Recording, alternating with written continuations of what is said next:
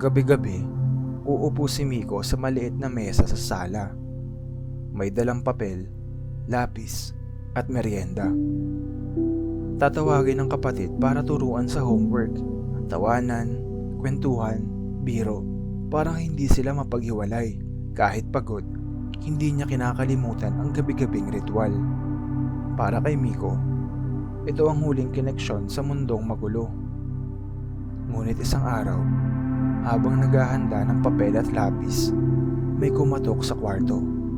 Mabigat ang mga hakbang, mabigat ang luha.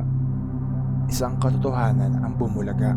Hindi na niya nakita ang kapatid simula noon.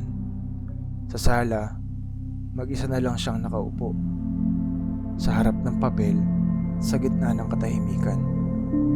Siya lang pala